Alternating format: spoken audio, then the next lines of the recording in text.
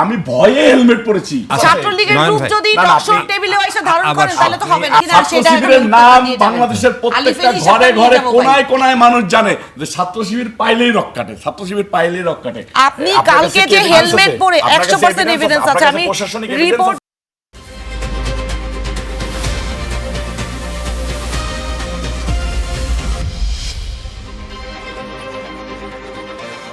নেতা বদলায়, দল বদলায়, জন্ম নেয় নতুন দল, কিন্তু সাধারণ মানুষের ভাগ্য কি আসলে বদলায়? আশ্বাস আর প্রতিশ্রুতির ভিড়ে আমরা খুঁজব বাস্তবতার প্রতিফলন। আমাদের কাজ প্রশ্ন করা, দেশ ও মানুষের স্বার্থে প্রশ্ন আমরা করেই যাব। থাকবে মত ও ভিন্ন মতের শ্রদ্ধা। স্টার নিউজের কড়া আলাপে আজকে আপনাদের সাথে ফারাদ হাফিজ।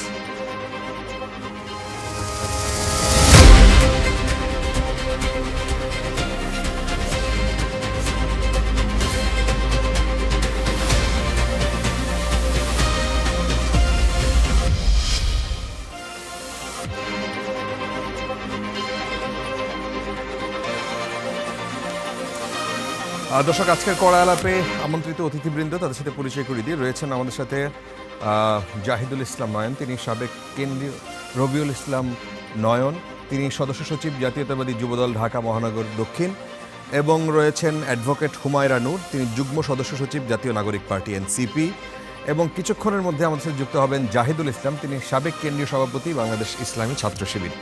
আপনাদের দুজনকে স্বাগত জানাচ্ছি। আমরা শুরু করি। আজকে 5 আগস্ট, এক ঐতিহাসিক দিন, 2024-এর এই দিন। রবিউল ইসলাম নয়ন, আপনি যদি আপনার কি মনে পড়ে 2024-এর 5 আগস্ট? আজকে আমার কাছে মনে পড়ে যে এই মুহূর্তে বাংলাদেশটা কেমন ছিল। বাংলাদেশটা ছিল স্বৈরাচার মুক্ত একটা বাংলাদেশ, স্বৈরাচার হাসিনা মুক্ত একটা বাংলাদেশ। আমি যদি 5 আগস্টের এই সময়টার কথা বলি, কিন্তু দেশে ব্যাপক তাণ্ডব, লাশের গন্ধ, রক্তের গন্ধ, শুধু আগুন, ধোঁয়ার গন্ধ।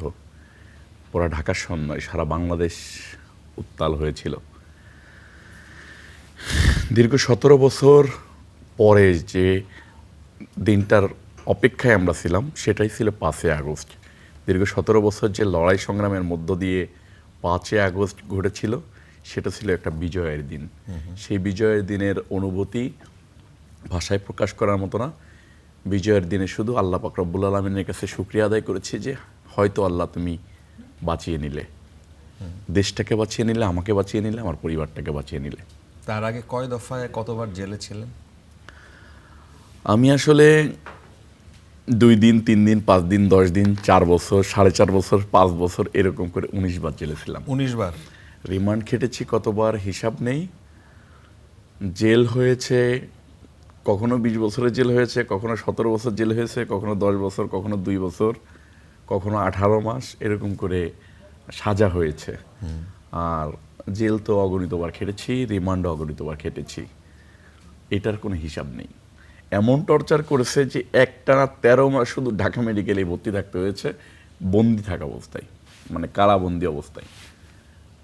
শরীরটা এই জন্যই আর রিকভারি করে না। যেমন এখন শরীরে, আমি আপনার সাথে যখন কথা বলতেছি তখনও প্রচণ্ড পরিমাণে সিক। আমার গলার টোনটা এরকম নয়, যেটা একটু লাউড। আমার শরীরের প্লাটলেট 90-এর উপরে উঠতেছে না, শরীরে গান শট, পায়ে ইনফেকশন হয়ে গেছিলো, পাটা কেটে ফেলতে বলছিল, কাটি নাই। মাথায় কারেন্টের শট, অ্যান্টিবায়োটিক কাজ করে না। অ্যান্টিবায়োটিক আমাকে যখন গুলি করে ফেলে রেখে গিয়েছিল তখন প্রচণ্ড পরিমাণে অ্যান্টিবায়োটিক নিতে হয়েছে। ইনফেকশন হয়ে গিয়েছিল পায়ে, একটা সময় আর অ্যান্টিবায়োটিক কাজ করে না, যে কারণে ব্লাডে ইনফেকশনটা ঠিক হচ্ছে না, ইউরিনের ইনফেকশনটা ঠিক হচ্ছে না, এই জন্য প্লাটলেটটা উঠতেছে না। আচ্ছা, খুবই যন্ত্রণার ভিতরে আছি, দেশবাসীর কাছে দোয়া চাই। আচ্ছা, 5 আগস্টে ধরেন যেই প্রত্যাশা নিয়ে, যেই আকাঙ্ক্ষা নিয়ে 5 আগস্ট হলো, আজকে 2 বছর পর এসে, 2 বছরই তো, 2 বছর পর এসে প্রত্যাশার প্রাপ্তি কতটুকু ঘটেছে? প্রত্যাশার প্রাপ্তি, দেশনায়ক জনাব তারেক রহমান সাহেব দেশের প্রধানমন্ত্রী হয়েছে, বিএনপির হাতে নেতৃত্ব গিয়েছে, দেশ পরিচালনা করার সুযোগ পেয়েছে, এতটুকুই। 5 মাসে তো আসলে যেটা 17 বছরের গ্যাপ, 17 বছরে দেশটা যেভাবে লুটে পুটে খেয়েছে, যেভাবে ভঙ্গুরে পরিবেশ তৈরি করেছে, সেটা তো আসলে 5 মাসে দৃশ্যমান দেখানোর মতো কোনো কিছু এখনো ঘটে নাই। প্রাপ্তির ভিতরে অতটুকুই পেয়েছি। আর মানে হয়তোবা ক্রসফায়ার পাবো না, ক্রসফায়ারে দেবে না, ধরে নিয়ে গুম করে দেবে না, লাশটা গলিয়ে দেবে না, এতটুকু পেয়েছি। তার ভিতরে পেয়েছি যে সংসার করতে পারতেছি, একটা ছোট্ট কন্যা সন্তানের বাবা হয়েছি, সহধর্মিণীকে নিয়ে থাকতে পারতেছি, মা বাবার মুখ দেখতে পারতেছি, এটাই প্রাপ্তি। ছোট বোনের বিয়েতে অংশগ্রহণ করতে পারি নাই, বাবা মা জেল খেটেছে, তাদেরকে দেখতে পারি নাই। ছোট ভাই ক্লাস 8-এ থাকা অবস্থায় জেল খেটেছে, তাদেরকে টেক কেয়ার করতে পারি নাই, নিজের পরিবারের সাথে কখনো সময় কাটাতে পারি নাই, এটাই প্রাপ্তি আমার কাছে। আচ্ছা, এই রবিউল ইসলাম নয়নকে হয়তো মানে এই ঘটনাগুলো হয়তো অনেকেই জানে না, দেখে আন্দোলনে মিছিলে, গতকালকেও যেই দুই পক্ষের মধ্যে যে মারামারি, ধাওয়া পাল্টা ধাওয়া, সেখানে দেখা গেছে রবিউল ইসলাম নয়নকে মানুষ ওইভাবেই চিনে। তো এই কারণে আমি এই গল্পগুলো আবার সামনে নিয়ে আসলাম। অ্যাডভোকেট হুমায়রা নূর, 2 বছর পর আজকে যখন আবার ফের 5 আগস্ট আসলো, আপনাদের নিজেদেরকে এরকম কোনো বিষয় হয় যে কেউ কেউ যখন আপনাদের লম্বা যখন প্রোগ্রাম হচ্ছে, তখন আগে যেই পার্টিসিপেশনটাও সাধারণ মানুষের ছিল, সেই জায়গা থেকে সাধারণ মানুষের যে প্রত্যাশার জায়গা, সেই জায়গাটায় তাদের মধ্যে এক ধরনের হতাশা কি দেখেন? ধন্যবাদ আপনাকে, আমার সহ-আলোচক, আজকে আমাদের যারা দেখছেন সবাইকে সালাম এবং শুভেচ্ছা জানিয়ে শুরু করছি। দেখেন, 24-এ এত বড় একটা গণ অভ্যুত্থান হলো, সমস্ত ধর্ম, বর্ণ, রাজনৈতিক পরিচয় সব কিছু ফেলে কিন্তু মানুষ এই গণ অভ্যুত্থানে অংশগ্রহণ করেছিল শুধুমাত্র এক দফার দাবিতে। সেই দাবিটা কি ছিল? দাবিটা ছিল স্বৈরশাসনের পতন। মানুষ অভ্যুত্থানের পর যে আশা আকাঙ্ক্ষা নিয়ে একটা মুক্তির পথে, মুক্তির আলো দেখতে পেয়েছিল, সেটা আস্তে আস্তে কিছুটা তো প্রশমিত মনে হয়েছে। যদিও আমরা যারা একেবারে রাজনৈতিক ব্যাকগ্রাউন্ডের ছিলাম না, রাজনীতি করতে এসেছি দায় নিয়ে, ওই যে শহীদের রক্তের দায় নিয়ে রাজনীতিটা করতে এসেছি, মাঝে মাঝে মনে হয় যে এই যে ধরেন একটা ইন্টারিম গভর্নমেন্ট গেল, একটা নির্বাচিত সরকার আসলো, অন্তত এই সময় আমরা আবার সেই শেখ হাসিনার সরকার আমলে যেই নির্যাতনের, নিপীড়নের রূপ দেখেছি, যেই প্রতারণার চিত্র দেখেছি, সেটা আর দেখব না। তো ওই জায়গা থেকে মানুষ প্রকাশ করে যে মানুষ ভীষণ হতাশ। মানুষ আমাদের কাছে আক্ষেপ করে, মানুষ আক্ষেপ করে বলে যে মানে আপনারা এটার বিরুদ্ধে প্রতিবাদ করছেন না কেন? এখন আমরা তো প্রতিবাদ করছি। কিসের বিরুদ্ধে প্রতিবাদ করবে? ধরেন এই যে এতক্ষণ আমি যখন নয়ন ভাইয়ের কথাগুলো শুনছিলাম, ওনার ব্যক্তিগত কষ্ট, দুঃখের কথা, এই গল্পগুলো তো নিজেদের ব্যক্তিগত জীবনের সাথেও মেলাতে পারি, তাই না? ধরেন আমাদের পরিবারের সদস্যদের সাথেও তো এই ধরনের ঘটনা ঘটেছে। ওই সময় ওনারা যেই নির্যাতন সহ্য করতে হয়েছে, যেইভাবে ওনারা গুম, খুন, নির্যাতনের শিকার হয়েছেন, সেই বিষয়ে তো আমাদের সমবেদনা অবশ্যই আছে বলেই কিন্তু আমরা যখন বিচার চাই, তখন শুধু বলি না যে জুলাই গণ অভ্যুত্থানে যারা শহীদ হয়েছেন, আহত হয়েছেন, তাদের বিচার হোক। আমরা এটাও বলি যে 17 বছর যারা নির্যাতিত হয়েছেন, এই যে বিডিআর হত্যাকাণ্ড, শাপলা হত্যাকাণ্ড, সব কিছুর বিচার কিন্তু আমরা একসাথে চাই।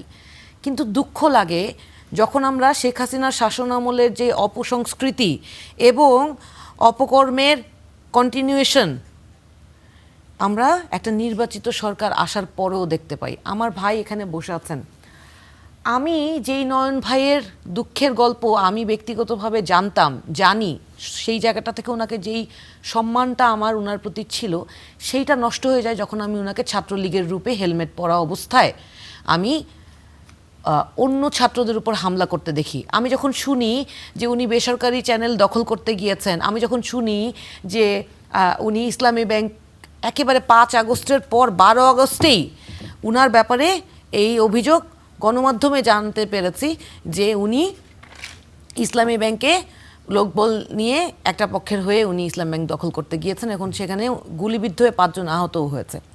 এখন এগুলো তো গণমাধ্যমের রিপোর্ট, এবং গতকালকে তো সচিত্রই ওই সময় 5ই আগস্টের 2024 আমি 12 আগস্ট 2024-এর ঘটনা বললাম আপনাকে। তো আমি শেষ করি, আপনি তারপর বলবেন। না, আমার দিস ইজ নট আ আমি শেষ না করার আগে যদি আপনি বলেন কথা, এটা it is not a manner. এটা ফেসবুক না, এটা রিপোর্টেড নিউজ। আপনি কালকে যে হেলমেট পরে 100% এভিডেন্স আছে, আমি রিপোর্টেড নিউজ দিয়ে বলছি। আপনি যদি ছাত্রলীগের গ্রুপ যদি টকশোর টেবিলে এসে ধারণ করেন তাহলে তো হবে না। আপনার ছাত্রলীগের পেরিমিটার থেকে আপনারা বের হয়েছেন, যে কারণে বলতে দিতে হবে। আমি বলতেছি যে কথা বলার সময় কথা বলতে দিতে হবে। আপনি যদি কালকে যেরকম হেলমেট পরে আপনারা তো গুজব পার্টি গুজবের জায়গায় থাকেন না। মাস্তানি করতে চান, এটা হবে না। আচ্ছা, আমি বলতেছি যে আপনি মিথ্যা রাস্তা আপনার বক্তব্যটুকু বলবেন। হ্যাঁ, আপনি বলেন। জি, আমি তো আসলে মুনাফিকি পলিটিক্সটা পছন্দ করি না। মুনাফিকি মুনাফিকি তো আপনি করছেন। আপনি যদি ছাত্রলীগের গ্রুপ ধারণ করেন আর তারপরে মনে করেন আপনার ভয়ে এখন আপনাদের আছে একটা গলাবাজির অভ্যাস, যেখানে সেখানে গুলি করে আপনাদের আছে শুধু একটা গলাবাজির অভ্যাস করবেন। ছাত্রদলের সাথে ছাত্র শিবিরের যদি ঝামেলা হয়, আপনার কাছে আপনি তো অ্যাডভোকেট, আপনার কাছে প্রশাসনিক কোনো এভিডেন্স আছে? ইসলামিক ব্যাংক দখল, সময় টেলিভিশন, আপনি জান নাই কালকে? কোথায় জান নাই কালকে হেলমেট পরে ছাত্রদলের সমস্যা? ছাত্র শিবির যেখানে নির্বিচারে গুলি করতেছে, ছাত্র শিবির যেখানে বোম মারতেছে, কোথায় গুলি? প্রশাসনকে বলেছি সামনাসামনি, হাজার হাজার ভিডিও আছে ওইখানে, মানে হাজার ভিডিও আছে। প্রশাসনকে বলা হচ্ছে যে আপনাদের সামনে গুলি করতেছে, কেন আপনারা কেন প্রশ্রয় দিচ্ছেন? ছাত্রদেরকে হামলা করতেছে। আমি তো অবশ্যই আমার ডিফেন্স দেব। আমি তো অবশ্যই, আপনি সেটা অস্বীকার করতেছেন। আমি অবশ্যই অস্বীকার করতেছি না। আমি তো হেলমেট পরেছি। আপনি কেন যাবেন? আপনি কি ছাত্রদল? আপনি প্রশাসনের লোক? আমি ছাত্রদল করব কেন? আমি তো দেশের নাগরিক। আপনি প্রশাসনের লোক? আমি তো আপনাকে এই ক্ষমতা কে দিয়েছে? আমি তো দেশের নাগরিক। আমি যখন দেখব যে একটা দলকে, একটা সাধারণ জনগণকে, একটা সাধারণ ছাত্রকে নির্বিচারে হত্যার উদ্দেশ্যে গুলি করা হচ্ছে, বোম মারা হচ্ছে, দেশীয় অস্ত্র দিয়ে কোপাচ্ছে, আমার কাছে তো ছবি আছে, হাজার হাজার ছবি আছে। তো সরকারে আছে, হাজার হাজার ছবি আছে। করলে কিন্তু স্বাভাবিকভাবে কথা বলা যায় না। আপনি দেখেন, আপনাকে আমি এভিডেন্স দেখাচ্ছি। এই যে দেখেন, এই যে দেখেন ছাত্রদলের সাধারণ সম্পাদককে মেরেছে, এই যে দেখেন ছাত্রদলের সাধারণ ছাত্রকে মেরে হসপিটালে রেখে দিয়েছে। আচ্ছা, এই যে দেখেন মেরে দেখেন কি করেছে। এটার উপরে কি আমার ছোট ভাইদেরকে আমি যদি সময় দেন তাহলে দুটো কথা বলি। আচ্ছা, হুমায়রা, ক্ষমতার কাছে তো আসলে কুক্ষি না না না, ক্ষমতার এখানে কোনো কথা না। মিথ্যাচার করতেছেন, সেই মিথ্যাচার থেকে বিরত থাকেন। ভাই, আপনার কাছে আপনি একজন অ্যাডভোকেট, মিথ্যাচার থেকে বিরত থাকেন। আপনি উত্তর দেন তাহলে। আপনি শেষ করেন। আচ্ছা, তো এই নতুন বাংলাদেশে এই ধরেন টিআইবির একটা রিপোর্ট আমরা দেখেছি, সরকারের 100 দিনের সমালোচনা। তার আগে নির্বাচনের আগে আমরা যখন দেখলাম যে সারা বাংলাদেশে বিএনপির অন্তঃকন্দলে প্রায় 300-র মতো মানুষ নিহত হয়ে গিয়েছেন। আমরা যখন প্রশ্ন করতাম বিএনপির অন্তর্কন্দলে, মানে বিএনপির লোক যিনি মারা গেছে, হ্যাঁ ওই সময় অন্তঃকন্দলে, দলীয় অন্তঃকন্দলে বিএনপি এই 5 মাসে, এই 5 মাসে না, নির্বাচনের আগের কথা বলছি। আচ্ছা, নির্বাচনের আগের কথা বলছি। তখন আমরা যখন এই টেবিলে বসে প্রশ্ন করতাম, তখন আমাদেরকে আমাদের বিজ্ঞ ভাইরা যারা এখন এমপি মন্ত্রী হয়েছেন, ওনারা বলতেন যে জনাব তারেক রহমান দেশে ফিরে আসলে এই যে একটা অ্যানোমালিজ বা অস্থিরতা ছাত্রদের মধ্যে বা মানে ছাত্রদলের ছেলে বলেন, যুব দলের ছেলেদের মধ্যে, এইটা কমে যাবে। আমরা কিন্তু বিশ্বাস করতে চেয়েছিলাম। অথচ যখন নমিনেশন দেয়া হলো, তারপর তো জনাব তারেক রহমান ফেরত এসেছেন, নির্বাচন সুষ্ঠু হয়েছে, আমরা মেনে নিয়েছি। সবারই কম বেশি অভিযোগ ছিল, সেটাও আমরা মেনে নিয়েছি। এই 5 মাসের টিআইবি রিপোর্টটা আপনি দেখেছেন ফারাবি ভাই? এই টিআইবি রিপোর্টে দেশের আইন শৃঙ্খলা পরিস্থিতির কথা, টিআইবির রিপোর্টে তো এই 5 মাসের কথা বলা হয়নি, 100 দিনের কথা বলা হয়েছে, সরকারের 100 দিনের কথা। তার আগে কিন্তু তারা ইন্টারিমের সময় সবচেয়ে বেশি টাকা পাচার হয়েছে, এটাও তারা বলেছে, এবং সেটাও আমি বলছি, সেটার উত্তর আমি দিচ্ছি। এখানে আসবে না, না না না, আপনি তাহলে কথা বলেন, আমরা চলে যাই। আচ্ছা, শেষ করেন। হ্যাঁ জি, এটা তো মাস্তানি করার জায়গা না। না না, আমি না, এইখানে মাস্তানি না, একটা প্রশ্ন ভাই নাদের গলাবাজি মধ্যে আসতেই জি জি, আপনি মাস্তানি করতে থাকেন, কেউ কথা বলতে পারবে না তো। বাংলাদেশটা তো এখন আপনাদের। জি জি, বলেন। না না, বাংলাদেশ সরকারের যেই পরিস্থিতি, বাংলাদেশ হলো গুজব দেশ। জি জি, আপনি বলতে থাকেন, আপনার হাতে তো ক্ষমতা, আপনি গুলি করে এখান থেকে বাইরে গুলিও করে দিতে পারেন, আপনার সেই ক্ষমতা আছে। জি জি, আচ্ছা দেখেন আমার কষ্টের জায়গাটা কোথায়। আমরা তো সারা বাংলাদেশের মানুষ এই সরকারকে ভোট দিয়েছে, দুটো ভোট দিয়েছে। সরকার বিজিত হয়ে রাষ্ট্র ক্ষমতায় গিয়েছে। আমি গণভোটের রায় বাস্তবায়ন না করার যে অবস্থান সরকারের, সেটা নিয়ে সরকারকে অবশ্যই সমালোচনা করার অধিকার একজন নাগরিক হিসেবে আমার আছে। একই সাথে যখন স্বরাষ্ট্রমন্ত্রী দেশের আইন শৃঙ্খলা পরিস্থিতি কন্ট্রোল করতে ব্যর্থ হয়ে উল্টো সংসদে দাঁড়িয়ে বলেন যে নির্বাচন দিচ্ছিল না, এই জন্য আমরা গণভোটে হ্যাঁ দিতে বলেছি। উনি তো স্বয়ং প্রধানমন্ত্রীর যেই বক্তব্য, যেই আহ্বান, সেই আহ্বানকে উনি ছোট করলেন। কারণ প্রধানমন্ত্রী তো সারা বাংলাদেশের মানুষকে বলে নাই গণভোটের 4টা প্রশ্ন, নোট অফ ডিসেন্ট, এই কথা তো প্রধানমন্ত্রী বলেন নাই। প্রধানমন্ত্রী আনইকুইভোক্যালি সেইড দ্যাট আপনাদের অনুরোধ করছি আপনারা হ্যাঁ ভোট দিবেন। এখন যদি উনার মন্ত্রণালয়ের কেউ সংসদে দাঁড়িয়ে বলে যে আমরা নির্বাচনের জন্য হ্যাঁ ভোট দিতে বলেছি, তাহলে তো এটা খুদ প্রধানমন্ত্রীর বক্তব্যের সাথে এটা একটা খুবই কনফ্লিক্টিং আচরণ। সমস্যা হচ্ছে কি, আমার দেশের প্রধানমন্ত্রীর আচার আচরণ, তার কথাবার্তা, উনি যখন বলেন যে প্রতিহিংসার রাজনীতি আমরা করব না, উনি যখন বলেন যে আমার ব্যথা কি চলে যাবে, আমার মাকে যারা নির্যাতন করেছেন তাদের সাথে, তারা আমার সাথে যা করেছে আমি সেইটা একইভাবে করলে সেটা কি তাহলে আমার কষ্টটা কি ফেরত আসবে কিনা? একই প্রশ্ন আমার উনার কাছে, যে আপনি যেই মানুষ আপনি নিজে নির্যাতিত হয়েছেন, সেই মানুষ আপনি আপনার সাথে যারা নির্যাতন করেছেন তাদেরকে আপনারা ছাত্রদলের কমিটিতে ঢুকান, আপনাদের সাথে তারা নানান কমিটিতে তারা দলে দলে যোগ দিচ্ছে, এটাও তো গণমাধ্যম থেকে আপনারা জানেন, তাতে আপনাদের অসুবিধা হয় না, তাদের সাথে আপনারা সহ অবস্থান করতে পারেন। অথচ এই গণ অভ্যুত্থানে যারা আপনাদের জন্য গুলি খেয়েছে, যারা আপনাদের জন্য সামনে দাঁড়িয়ে ফ্রন্টলাইনার হয়ে তারা লড়াই করেছে, আজকে তাদেরকে আপনারা ভাইয়ে ভাইয়ে কাঁধে কাঁধ না মিলে আপনারা তাদের উপরে হামলা করেন। ছাত্রদলের সাথে ছাত্র শিবিরের সমস্যা হয়েছে, ধরেই নিলাম ছাত্র শিবির করেছে, আমার পাশে সাবেক ছাত্র শিবিরের একজন আছেন, উনি ব্যাখ্যা দিবেন হয়তো, আমি তো ছাত্র শিবির করি না, আমি জানি না। আপনি ছাত্র শিবির যদি অন্যায় করে, আপনার প্রশাসন কোথায়, স্বরাষ্ট্রমন্ত্রী কোথায়, বাংলাদেশের আইন শৃঙ্খলা নিয়ন্ত্রণ করার জন্য একটা মাদ্রাসার অধ্যক্ষ ছাত্র দলের নেতাকর্মীদের হাতে আলিয়া মাদ্রাসার অধ্যক্ষ নিজে অভিযোগ করেছেন যে ছাত্র দলের, সেটা আপনি ব্যাখ্যা করেন আপনার সময়, ছাত্র দলের নেতাকর্মীদের হাতে আলিয়া মাদ্রাসার অধ্যক্ষ ধৃত হয়েছে। আমি বলছি তো, আপনি ব্যাখ্যা দিয়েন আপনার সময়। তারপরে আমার কথা হচ্ছে, ধরেন যেই করুক, আমার স্বরাষ্ট্রমন্ত্রীর নিয়ন্ত্রিত আইন শৃঙ্খলা বাহিনী কোথায় ছিল? উনাকে কেন হেলমেট পরে ছাত্রলীগের রূপ ধারণ করতে হইলো? এই বাংলাদেশে কি পরিষ্কার। আমাদের সাথে যুক্ত হয়েছেন জাহিদুল ইসলাম, তিনি সাবেক কেন্দ্রীয় সভাপতি ছাত্র শিবিরের। জাহিদুল ইসলাম, এই যে আজকে 5 আগস্ট 2 বছর পর আসলো, আপনারা যেখানে কালকেও আমরা এই আলোচনা করেছি, কালকে এই আলোচনার টপিক ছিল, শুরুটা ছিল এরকম যে যেই জায়গাটায় ছাত্র শিবির, ছাত্র দল, ছাত্র শক্তি তখনও হয় নাই, অন্য বাম দল সবাই মিলে কিন্তু এই আন্দোলনের সাথে ছিল এবং সেটা অস্বীকারও কেউ করে না, কিন্তু এই জায়গায় এসে এত বড় বিভাজন, এটা কিভাবে তৈরি হলো? ধন্যবাদ। আমি শুরুতেই আজকে যেহেতু 5ই আগস্ট 36শে জুলাই দীর্ঘ একটি রক্তক্ষয়ী সংগ্রামের পর আমাদের অনেক শহীদ, অনেক ভাইদের আহত পঙ্গুত্বের বিনিময়ে আমরা একটি স্বাধীন এবং দ্বিতীয় স্বাধীনতা যেটাকে আমরা বলছি সেটা পেয়েছি।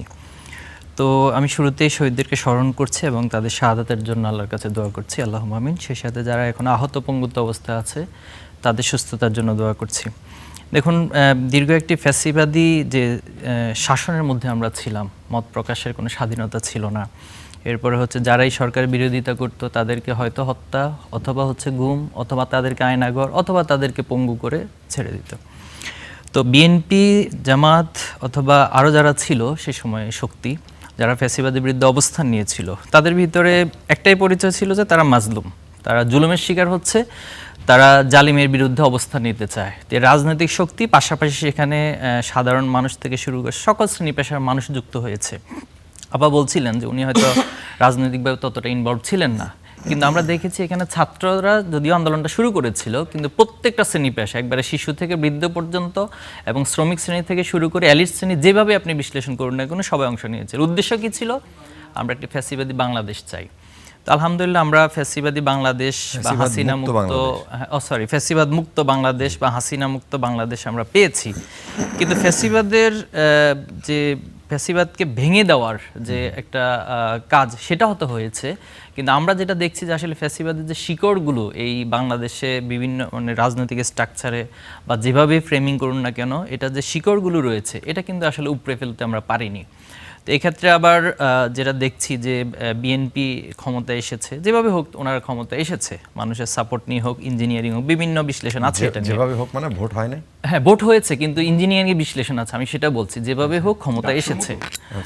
তো সেখানে এসে এখন আমরা যেটা দেখছি যে ওনারা একদম দ্বিচারিতা করছে জুলাইয়ের সাথে, জুলাইকে ন্যারেটিভকে দ্বিচারিতা করছে, জুলাইয়ের ক্রেডিট নিয়ে দ্বিচারিতা করছে, এবং সবচেয়ে যেটা আশঙ্কার জায়গা, যেটা আমরা হাসিনার রূপের মধ্যে দেখতাম, আমরা যদি এখন এখানে মানে প্যারালালি দুইটা স্ক্রিন বসান, যে হাসিনা যে কাজগুলো করতো সেটা এখন আমরা বিএনপির মাঝে দেখছি। এরপর ছাত্রলীগ যে কাজগুলো করতো সেটা আমরা হচ্ছে ছাত্র দল এবং দেখছি। এখানে আমি খুবই মানে এসে ভাইকে দেখলাম, তো গতকালকে সারাদিন ভাইকে আমরা স্ক্রিনে দেখেছি, টিভি মিডিয়াতে দেখেছি আপনাদের মাধ্যমে।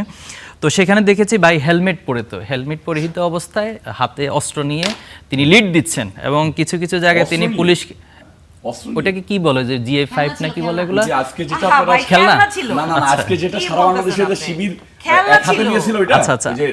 আচ্ছা আপনার বাসায় যদি খেলনা হয়ে থাকে তাহলে তো আমি খেলনার কথা আচ্ছা ঠিক আছে, যে ভাই হচ্ছে কিছু খেলনা নিয়ে শহীদ মিনারের প্রোগ্রাম ওইটার কথা বলছেন। আমি যদি একটু আপনাদেরকে দেখাই, এই যে এখানে একটা বড় খেলনা হাতে আছে, এটা সবুজ কালারের খেলনা এবং হেলমেট পরিহিত অবস্থায় আছে। এরপরে হচ্ছে আপনাদের হাতে ছিল না, আমাদের হাতে না, এটা আমরা গণমাধ্যম ছিল, এই অস্ত্রগুলো আপনাদের হাতে ছিল। দেখুন নয়ন ভাই, জিজ্ঞেস করতে ছিল কিনা, আমার হাতে যে খেলনাটা ছিল এটা আপনাদের হাতে আজকে সারাদিন ছিল কিনা, হাজার ছিল কিনা? দেখুন নয়ন ভাই, আমরা ভেবেছিলাম যে আপনি তারেক রহমানের গাড়ির পিছনে দৌড়ান, এটা ঠিক আছে, আপনি দলীয় লিডার, প্লিজ বলতে দেন, প্লিজ ভাই বলতে তো হবে। আপা বলতেছিলেন, দেখলাম সেম কাইন্ড, আমি ভাবছিলাম যে হয়তো আমার একটা প্রশ্ন ছিল যে আমার হাতে যে খেলনা, আপনি নোট নিয়ে আমার কথা উত্তর দিবেন। হ্যাঁ, আপনার খেলনা না অস্ত্র সেটা উত্তর দিবেন। আমার কাছে এখানে ভিডিও আছে এবং হচ্ছে ছবি আছে, আমি দেখাচ্ছি। এরপরে হচ্ছে যেটা দেখলাম যে উনি ঢাকা আলিয়াতেও দৌড়াচ্ছেন। তো আমি ভাবছিলাম যে শুরুতে তারেক রহমানের কোনো সাপোর্ট ছিল কিনা ঢাকা আলিয়াতে, কিন্তু দেখলাম যে না, সেখানে আসলে হল দখল করার জন্য তারা গিয়েছেন, এবং সেখানে রাতের বেলা স্ট্যাটাস দিয়েছে ওনাদের দখল করার জন্য, যে বিএনপির লোকজন চলে আসবে। এখন ওনারা কেন গিয়েছে এটা উত্তর ওনারা দিবে। এবং আমি প্রথম ভাবছিলাম যে উনি ঢাকা আলিয়াতে পড়েন, আমি কয়েকজনকে জিজ্ঞেস করেছিলাম, কেউ বলতে পারে না যে তিনি ঢাকা আলিয়ার স্টুডেন্ট। তাহলে ঢাকা আলিয়ার স্টুডেন্ট না হয়ে আপনি কেন সেখানে যাবেন, সেখানে হল দখলের জন্য সেখানে যাবেন, কি জন্য গিয়েছিলেন? এবং সেখানে গিয়ে শুধু শিক্ষককে হামলার কথা তো বলেছে, শিক্ষকদের ল্যাপটপ চুরি করা হয়েছে এবং অনেক কিছু সেখান থেকে চিন্তাই করে নিয়ে আসে, যেটা ওনাদের চাঁদাবাজি চিন্তাকারী হিসেবে অলরেডি এস্টাবলিশড হয়ে গেছে। ঠিক একই নমুনাগুলো দেখাচ্ছেন। তো এখন আমাদের প্রশ্ন হচ্ছে যে এই যে কাজগুলো হচ্ছে, এটার জন্য তো আসলে ক্ষমতা পরিবর্তনের জন্য তো আমরা জীবন দেই নাই। আপনারা তো ধান খেতে কাটিয়েছেন। ওনার কিছু বিষয় আমি সম্ভবত মিডিয়াতে চোখে পড়েছে, উনি ওনার নির্যাতনের শিকার হয়েছেন, অনেক গল্প আছে, ওনার কারা নির্যাতিত হয়েছেন। তো এই যে গল্পগুলো ভুলে যান কেন ভাই? হাসিনাও তো আগে তো অতীত থেকে শিক্ষা যদি নিত, তাহলে হাসিনার পরিণতি তো আজকে এইভাবে হতো না। আর আপনাদের কাছে তো এখন চাক্ষুষ প্রমাণ, এবং এই প্রজন্ম পুরাটা এখন প্যারালালি আপনাদের সামনে আছে, আপনাদের চারপাশে অবস্থান করতেছে। তাহলে এই প্রজন্মকে আপনারা বোকা বানিয়ে এই কাজগুলো কেন করছেন? আপনি ব্যাংক দখলের কথা তিনি বলেছেন, আপা বলেছিলেন যে এটা মানব জমিনের রিপোর্টের আলোকে আছে, আপনি ইত্তেফাকে আছে, অনেকগুলো মিডিয়াতে সেটা এসেছে। এবং 6 আগস্ট আমরা দেখেছি সময় টিভি চ্যানেলে ভাইয়ের নেতৃত্বে হচ্ছে, সেখানে সেটা দখল করার জন্য বলা হয়েছে। না, এটা নিউজ আছে, আপনি মিডিয়ার বিরুদ্ধে স্টেপ নেন, মিডিয়া কেন নিউজটা করলো, আপনি স্টেপ নিতে পারেন, আপনি তো ক্ষমতায় আছেন,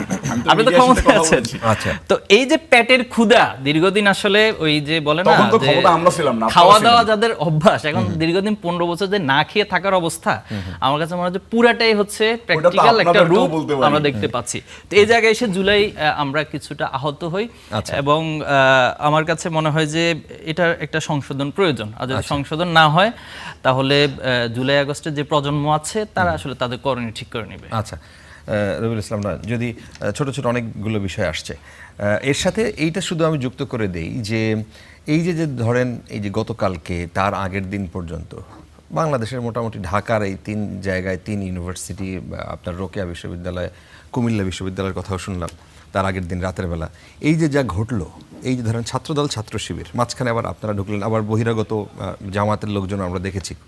তো এই যে ব্যাপারটা আসলে যদি মোটা দাগে ছাত্রদল এবং ছাত্র শিবিরের মধ্যে এটা ঘটে থাকে, জিতলো কারা আসলে? হারা জিতার কোনো কথা না। আমি প্রথমে টিআইবি যে রিপোর্টের কথা বলছে, টিআইবি রিপোর্ট বলেছে যে 2 বছরে সবচেয়ে বেশি টাকা পাচার হয়েছে। অন্তর্বর্তীকালীন সরকার, ইউনূস সরকারের পুরো গভর্নমেন্টটা চালিয়েছে জামাত এবং শিবির আলাদাই, এটা সবাই জানে, ওপেন সিক্রেট। এই টাকাগুলো তাহলে কোথায় গিয়েছে? এবং ইসলামিক ব্যাংক থেকে, ইসলামিক ব্যাংকের কথা প্রসঙ্গ আসছে তো, ইসলামিক ব্যাংকের থেকে যে প্রত্যেকটা কর্মচারী কর্মকর্তাদের কাছ থেকে নির্বাচন কেন্দ্রিক এবং ডাকসু কেন্দ্রিক চাঁদাবাজির এস্টাবলিশ এসেছে, এটা আমরা মিডিয়াতেই দেখেছি। ওনারাও যেরকম মিডিয়াতে দেখেছে, আমরাও একই রকম করে মিডিয়াতে দেখেছি। সেই চাঁদাবাজিটার কথা কিন্তু কেউ বলতেছে না, তারা কিন্তু বলবে না। আচ্ছা ঠিক আছে, এই টপিক আমি গেলাম। রেফারেন্সটা দেন কোন মিডিয়াতে আপনি? শত শত মিডিয়াতে দেখেছি। না, এটা আচ্ছা, তো- বেগম এটা তো রোকেয়ার কথা হচ্ছে বলি। একটা- আমি হেলমেট পরলে সমস্যা, আমার হাতে জিআই পাইপ থাকলে সমস্যা।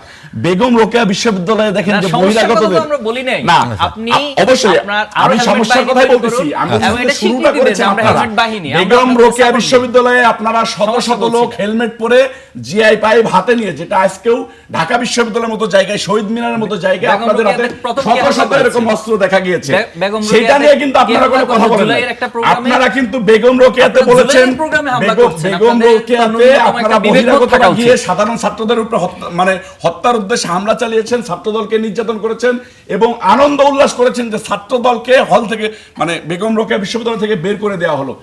তার ধারাবাহিকতায় আপনারা চেয়েছেন যে সারা বাংলাদেশে একটা জায়গায় অস্থিরতা তৈরি হোক, প্রত্যেকটা ক্যাম্পাসে অস্থিরতা তৈরি হোক। এটা আপনারা ঘোষণা দিয়ে বলেছেন যে কোনো ক্যাম্পাস আমরা নিরাপদ রাখবো না। আপনাদের জোটের কোথায়- নেতারা কোথায় ঘোষণা দিয়েছে? প্রত্যেকটা কে জায়গায় ঘোষণা বলতেছে যে বিএনপি সময় এসেছে বিএনপিকে পতন ঘটানোর। আপনারা হাসিনার সুরেই কথা বলেছেন যে বিএনপিকে আর একটা দিন, হাসিনা একটা সময় বলেছিল যে বিএনপিকে সরকারে একটা দিন ভালো থাকতে দিব না। এজন্য আপনারা ঠিক হামলা চালাচ্ছেন? একই রকম করে আপনারা এজন্য বলেছেন আপনারা না, হামলা চালাচ্ছেন? এই ক্ষমতা টিকিয়ে অস্থিরতা রাখার সারা জন্য? বাংলাদেশে তৈরি করতেছেন আপনারা। উত্তর আপনারা দেন। স্বাধীনতা বিরোধী শক্তি, আপনারা বাংলাদেশের বিরুদ্ধে ৭১ ষড়যন্ত্র করেছেন, ৯০ ষড়যন্ত্র করেছেন হাসিনার সাথে। ঠিক একইভাবে জুলাই আগস্ট আন্দোলনের আপনারা তো আপনাদের প্রথমে মির্জা জানি ফখরুল নাই ইসলাম সাহেবের যে বাবা কি ছিলেন? জুলাই স্বাধীনতা আগস্ট বিরোধী আন্দোলন- ছিলেন না স্বাধীনতা ফখরুল ইসলাম পক্ষে ছিলেন? ফখরুল ইসলাম আলমগীরের উত্তরটা বাবা কি একটু ছিল দেন। সেটা প্রশ্ন না। প্রশ্ন হচ্ছে যে জামাত শিবির তো একজন জন্ম স্বাধীনতা হয়েছে বিরোধী সন্তানকে কেন বাংলাদেশের আপনারা বিরোধিতা ন্যায় তৈরি করে, বানিয়েছেন? বাংলাদেশের বিরোধিতা তৈরি করে জামাত শিবিরের জন্ম হয়েছে। প্রশ্ন সেইখানে, কার বাবা কি ছিল সেটা নিয়ে প্রশ্ন না। এবার দেখেন যে আপনার আপনারা শস্যের মধ্যে ভূত প্রত্যেকটা থাকে, আবার ক্যাম্পাসে সেই ভূত নিয়ে কথা আজকে বলছেন কেন? আপনারা কিভাবে গ্যাঞ্জাম উস্কাই দিতে চাচ্ছেন, আপনারা কিভাবে দেশকে অস্থিতিশীল তৈরি করতে চাচ্ছেন। জনাব তারেক রহমান সাহেব আপনাদেরকে বারবার বলেছে যে এরকম একটা ভঙ্গুরে পরিস্থিতিতে আমরা আসেন সকলে মিলে একই সাথে দেশ পরিচালনা করি। আপনাদের সাথে সেই জায়গায় পরিস্থিতিটা এরকম রয়েছে। যদি আপনারা সূরা বাকারার ৮ থেকে ২০ নম্বর আয়াত পর্যন্ত তর্জমা করেন, তাহলে দেখবেন যে মুনাফিকরা তখনই এই কথা বলে যে মুসলিমদের কাছে এসে, মুসলমানদের কাছে এসে বলে যে আমরা তোমাদের সাথে আছি। ঠিক আবার যে গোত্রের কাছে বলে যে আরে না, আমি তো ছলনা করেছি, আমি তো তাদের সাথেই আছি। এটা হচ্ছে আপনাদের চরিত্র। আপনারা বলেন যে আমরা গণতন্ত্রে বিশ্বাসী না, আমরা ইসলামে বিশ্বাসী। কিন্তু বাংলাদেশের প্রচলিত যে আইন, যে আইনে বিএনপি নিবন্ধিত হয়েছে, অন্যান্য দল নিবন্ধিত হয়েছে, আপনারা কিন্তু ঠিক একইভাবে নিবন্ধিত দল। আপনারা বলেন যে আমরা গণতন্ত্রে বিশ্বাসী না, আমরা ইসলামে বিশ্বাসী। আপনারা কিন্তু সেই গণতান্ত্রিক কায়দায়, বাংলাদেশের যে গণতন্ত্র চলে, বিশ্বের যে গণতন্ত্র চলে, সেই কায়দায়, একই কায়দায় কিন্তু আপনারা চলে এসেছেন। তো মুনাফিকের একটা সীমা থাকে।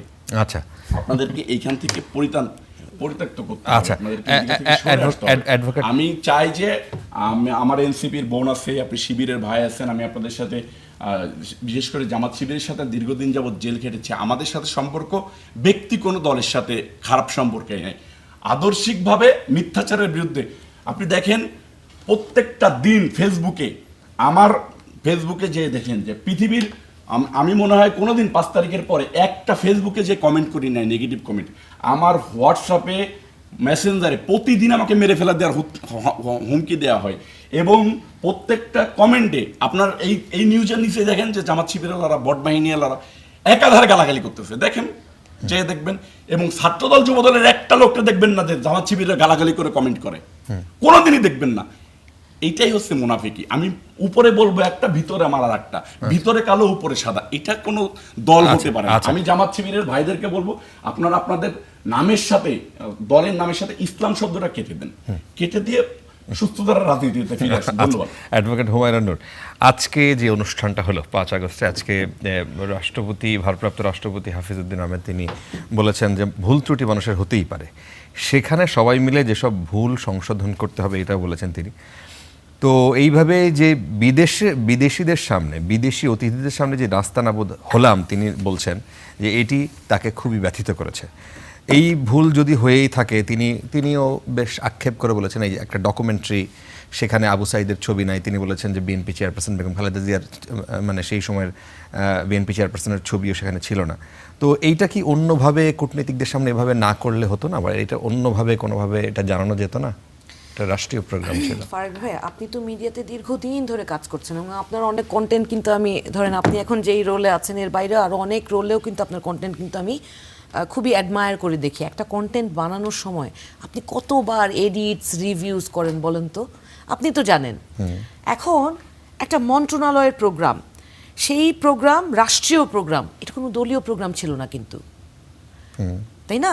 রাষ্ট্রীয় প্রোগ্রাম। আপনি ইতিহাসের সঠিক তথ্যগুলো রাষ্ট্রের যারা আজকে সংবর্ধনা পাওয়ার জন্য জুলাই শহীদ এবং আহত পরিবাররা গিয়েছিল তাদের সামনে তুলে ধরবেন, যারা অতিথি আছে তাদের সামনে তুলে ধরবেন। উদ্দেশ্যটাও সেটাই, তাই না? একটা ডকুমেন্টারি করলেন আপনি, আপনি এমন বিকৃত ইতিহাস তৈরি করার চেষ্টা করলেন যেইখানে ইতিহাসের পাতা থেকে এক দফার ঘোষণার সেই দিনকে মুছে দেওয়ার চেষ্টা করা হলো। এই যে আসিফ মাহমুদ সজীব ভুঁইয়া যে সেই দিন রাতে 6 আগস্টের পরিবর্তে 5 আগস্টের লং মার্চ টু ঢাকা ডাকলো, সেই ইতিহাস মুছে দেওয়ার চেষ্টা করলো। এমনকি রাষ্ট্রপতি উল্লেখ করেছেন, যদিও আমি দেখেছি আবু সাইদের ছবিটা একটু করে দেখানো হয়েছে, বাট এত ইনসিগনিফিকেন্টলি দলের পরিচয়ের বাইরের লোকগুলোর যারা ফ্রন্টলাইনার ছিল তাদের রোলকে এত ইনসিগনিফিকেন্টলি তুলে ধরা হয়েছে। এবং এই যে নাহিদ ইসলাম, আসিফ মাহমুদ সজীব এবং বৈষম্য বিরোধী ছাত্র আন্দোলনের যে ফ্রন্টলাইনার্সরা ছিলেন তাদের সবার ভূমিকা একেবারে নাকচ করে দেওয়ার মতো একটা ডকুমেন্টারি তৈরি করা হয়েছে। আপনি বলেন ওই জায়গায় দাঁড়িয়ে যিনি বৈষম্য বিরোধী ছাত্র আন্দোলনের ওয়ান অফ দ্য ফ্রন্টলাইনার্স, একেবারে 5 জন গুনলে একজন হবেন, যে সময় নাহিদ আসিফরা ডিবি অফিসে আটক ছিলেন, তখন যারা আন্দোলনটাকে কন্টিনিউ করে নিয়ে গিয়েছিলেন তাদের মধ্যে একজন, উনি তখন দাঁড়িয়ে বলে এই ডকুমেন্টারিতে ইতিহাসের সচিত্র প্রতিবেদন ফুটে উঠে নাই।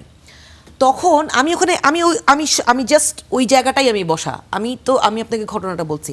উনি দাঁড়িয়ে যখন প্রতিবাদ করলো, আপনারা ভিডিও ফুটেজ দেখে থাকবেন, ওইখানে ওই রাজনৈতিক কর্মী যারা ছিলেন বিএনপির তারা চিৎকার করা শুরু করলো, হ্যাঁ তোমরা জুলাই আন্দোলন করছো তাতে কি হয়েছে, 17 বছর আমরা কষ্ট করছি। আমরা কি একবারও, এই যে আমি এখানে পাশে বসে যখন কথা শুরু করেছি, আমি কি একবার অস্বীকার করেছি যে 17 বছর এই সমস্ত রাজনৈতিক দলগুলো নির্যাতন সহ্য করে নাই? অথচ ওনারা ওনাদের এই স্টেককে অবশ্যই দাবি করবেন, আমি অস্বীকার করি না, কিন্তু কেন আপনাকে জুলাইয়ে যারা ফ্রন্টলাইনার্স ছিলেন, যারা জুলাইয়ে লিড দিয়েছেন, তাদের অবদানকে মুছে ফেলার অপচেষ্টা করতে হবে? তারা যেটা করলেন, তারা তখন চিৎকার করা শুরু করলেন এবং তারা অপদস্থ করার জন্য এই ওরা বাইট করে দেয়, ওরা বাইট করে দেয়, এরকম যখন বলে, তখন জুলাই যোদ্ধা যারা ছিলেন ওখানে তারা তখন জাস্ট পেছনের সারিতে 4-5টা সারি পরে জুলাই আহত যোদ্ধারা পেছনে বসা, তারা তখন সামনে এসে প্রতিবাদ করা শুরু করে যে এই ডকুমেন্টারি কিভাবে বানানো হইলো। আমি দেখলাম যে কিন্তু সেটার জন্য তো ভুল স্বীকার করে রাষ্ট্রের প্রধান ব্যক্তি উনি কিন্তু বলছেন যে উনি লজ্জিত হয়েছেন, অনেক পরের ঘটনা, ওই পরিস্থিতিটা জটিল করার ঘটনার প্রেক্ষাপটটা আমি আপনাকে বলছি। রাষ্ট্রীয় অতিথি যারা ফরেনার্সরা যারা ছিলেন তারা যে চলে গেলেন, এই পরিস্থিতিটা কন্ট্রোল করার দায়িত্ব কার ছিল? আয়োজকদের। এই ডকুমেন্টারি তৈরি করলো কারা? ডকুমেন্টারিটা এরকম বিকৃত ডকুমেন্টারি তৈরি করলো কারা? দায় তো তাদের। এখন একজন প্রতিবাদ করেছে, তাকে আপনি বুকে জড়িয়ে ধরে বলেন ভাইরে এটা ঠিক করব, অসুবিধা কি? খারাপ হবে? আমি যদি আমার ভাইকে এখন অনুরোধ করে বলি, ভাই আপনার নামে যে অভিযোগগুলো আসে আপনাকে যাতে এই সিনে না দেখি, অনুরোধ করে বলি, ভাইকে আমার কথাটা শুনবেন না? উনি কি রাগারাগি না করে যদি সুন্দর করে বলি, শুনবেন তো? কিন্তু উনারা সহিংসতার রাজনীতিকে বেছে নিচ্ছেন, যেই চিত্র আমরা ছাত্রলীগের মধ্যে দেখতে পেতাম, যেই চিত্র আমরা আওয়ামী লীগের মধ্যে দেখতে পেতাম। এবং তখন ওই পরিস্থিতিতে উনারা শান্ত না হয়, আমি দেখলাম যে এরা তেড়ে গেছে সামনে এনসিপির যারা দাঁড়িয়ে আছেন তাদেরকে মারধর করতে। এবং ওখানে তারা যখন এরকম করলো, আমি নিজে একজনকে ধাক্কা দিয়ে সরাইলাম, যে কত বড় সাহস আমার ভাইদের গায়ে হাত তুলে। ওনাদের অপরাধটা কি? যেখানে স্টেজ থেকে প্রতিমন্ত্রী জনাব ইশরাক হোসেন উনি বলতেছে, হ্যাঁ এখানে গ্যাঞ্জাম করতে আসছেন আপনারা, হ্যাঁ উদ্দেশ্য। ভাই ডকুমেন্টারি কি আমরা বানাইছি? ডকুমেন্টারি বানাইলেন আপনার মন্ত্রণালয়। আমি উদ্দেশ্যপ্রণোদিতভাবে কীভাবে ওখানে, আমি কি দৈব বাণীতে, আমি স্বপ্নে দেখছি যে আপনার ডকুমেন্টারিতে আমার নেতার কোনো অবদানের কথা কোথাও উল্লেখ নেই? বলেন তো ভাই। আচ্ছা, এখন এইটা হচ্ছে দুঃখের জায়গা। তবে এইটাও আসার জায়গা যে একই দিনে রাষ্ট্রপতি ওখানেই উল্লেখ করেছেন যে এই ডকুমেন্টারি সংশোধন হবে এবং মন্ত্রণালয়ের যিনি মন্ত্রী উনি নিজেও উল্লেখ করেছেন। খুশি হতাম যদি জনাব ইশরাক হোসেন সাহেব, যিনি ওখানে দাঁড়িয়ে আমাদের বিরুদ্ধে পাল্টা অভিযোগ করেছেন এবং ওনার যেই কর্মীরা ওখানে তেড়ে এসেছেন, অসম্মান করেছেন, তাদের বিরুদ্ধে উনি দুটো কথা বলতেন, তাহলে সত্যিই অন্তর থেকে ওনার জন্য দোয়াও করতাম, খুশি হতাম। দুটা জিনিস আমার ভাই প্রমাণ চেয়েছেন, সেই প্রমাণের কথাগুলো আমি একটু বলতে চাই। দুদিন আগে আমার কষ্ট লাগে কেন, নির্যাতিতরা যদি, যারা জুলুমের শিকার তারা যদি জুলুমবাজ হয়ে যায়, তারা যদি একই রকম হয়ে যায়, এইটা সহ্য করা যায় না ভাই। 17 বছর, এই যে আমি দুদিন আগে আমার ফেসবুকে 10 ইয়ার্স অ্যাগোর একটা মেমোরিজ দেখতে পেলাম, রাত 1:30 বাজে বাসায় পুলিশ সারা সবগুলো ফ্ল্যাট খুঁজতেছে বিএমপি জামাতের কোনো লোক পায় কিনা। তো আমরা তো আপনাদেরও আশ্রয় দিছি, আপনাদের অনেক এখন এমপি মন্ত্রী আছে, খোঁজ দিলে জানতে পারবেন। হ্যাঁ, আপনি গয়েশ্বর বাবুকে জিজ্ঞেস করেন, গয়েশ্বর বাবুকে আপনি জিজ্ঞেস করেন, আমাদের আমি নিজে আমি ব্যক্তিগতভাবে দাঁড়িয়ে থেকে আপনাদের ওই যে মাদারীপুরের জেলা প্রশাসক মাসুক মামা, ওনাকে জিজ্ঞেস করেন, উনি আমার মামা হয়। অবশ্যই আমাদের বিল্ডিং এ ছিল এবং পুলিশের সাথে আমি নিজে, আমি পুরো ঘটনাটা অনেক জায়গায় বলেছি, অপ্রাসঙ্গিকভাবে আমি পুরনো ঘটনা আর বলতে চাই না, অসুবিধা নাই, আপনার কাছে বলতে হবে না তো, যাদের সহযোগিতা করেছে তারা তো জানে, আমি তো ক্রেডিট চাইতে আসি নাই, অসুবিধা কি, আমার ক্রেডিটের রাজনীতি করার দরকার নাই তো, আল্লাহ জানে, যার সাথে যাকে সাহায্য করছে সেও জানে, সে যদি কোনোদিন অস্বীকার করে তখন প্রশ্ন করতে আইছেন। আচ্ছা, আমার ভাই এখানে বসে আছেন, উনি জাস্ট 2 দিন আগে বা 3 তারিখে উনি বলেছেন এনসিপির বেয়াদবগুলারে সাইজ করতে 2 ঘন্টার বেশি সময় লাগবে না। আপনার কানে কি সেম টু সেম ওই 7 ঘন্টা 2 ঘন্টা সেম লাগতেছে না? বলেন তো। একদম আওয়ামী লীগের এক নেত্রী, ছাত্রলীগের এক নেত্রী বলছিল না যে এদেরকে কন্ট্রোল করতে 7 মিনিট সময় লাগবে, সেই 7 মিনিট 2 ঘন্টায় কনভার্ট হয়ে গেছে। ওই যে আপনারা কি নিজেদেরকে বেয়াদব দাবি করতেছেন? আমি বলছি এনসিপি বেয়াদবদেরকে, ওই যে বলছিল না, ওই যে বলছিল না, এই যে আপনি যে আচরণ করতেছেন এটা কি সভ্য আচরণ? এটা কি আদবের সাথে করতেছেন? আমি তো ডেফিনেটলি ভদ্রভাবে বলতেছি আপনাকে। এটা আমি কথা বলার মাঝখানে যে আপনি কি আদব মেইনটেইন করতেছেন? হাঁটাটাও খারাপ, তাহলে বেয়াদব আপনি আরেকজনকে বলতেছেন কিন্তু আপনি নিজেই আদব মেইনটেইন করতেছেন। আমি ওইটা বলতেছি না, আমি এনসিপি বেয়াদবদেরকে। আচ্ছা, শেষ করুন। উনি ধরেন কেউ অন্যায় করছে, সেইটার জন্য কেউ আপনার নামে যদি কেউ অপতথ্য দেয়, তাহলে আপনি সেটার জন্য আইনের আশ্রয় নেবেন, তাই না? আপনার বাংলাদেশে বিদ্যমান আইন আছে না, নাকি আইনটা এখন আপনার পকেটে আছে দেখি শুধু আইন আপনার জন্যই প্রযোজ্য, আর কারোর জন্য প্রযোজ্য না? এখন আপনি আইনের আশ্রয় নেন, আপনি কি করবেন? রাজনৈতিক বক্তব্য যখন দেয় একটা দল, এটা কি রাজনৈতিক বক্তব্য দায়িত্বশীল জায়গা থেকে যখন আপনি একটা যুবদলের মতো একটা প্রতিষ্ঠানের আপনি সদস্য সচিব, আপনি যখন এই কাজ করেন তখন আপনার 10টা কর্মী আলিফের মতো ছেলে চোখ তুলে নিতে যায় ছাত্র দলের টি শার্ট পরে, এই চোখ আপনি ফেরত দেন, আপনার চোখটা আপনি আলিফকে দান করে দেন দেখি, আপনার চোখটা আপনি আজকে আলিফকে দান করেন, আপনি এখানে বসে বলে দেন যে আমি আমার ছাত্র দলের নেতা কর্মীর কারো চোখ আলিফকে দান করে দিব।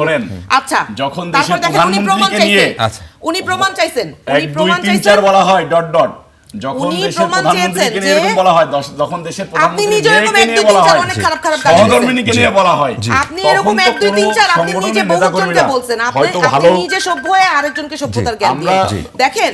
এই যে সমকালের রিপোর্ট, এই যে আমি আপনাকে দেখাই, উনি তো প্রমাণ চাইছে, আমি প্রমাণ দিচ্ছি। এই যে বেঙ্গল লেন্সের রিপোর্ট এসছে 2024 সালের 11 আগস্ট, সমকালে আমার ভাইয়ের ব্যাপারে একটা অভিযোগ এসেছিল যে ভাড়াটে ব্যাংক দখল, শেষ করতে দেন, প্রশাসনিক কোন রিপোর্ট আপনার কাছে আছে কিনা, ভাড়াটে ব্যাংক দখল ও টিভি চ্যানেলে চাঁদাবাজিতে যুবদল নেতা নয়ন, এবং এই খবরটা বেঙ্গল লেন্সের রিপোর্টে এসেছে যে এই খবরটা সরিয়ে ফেলা হয়েছে।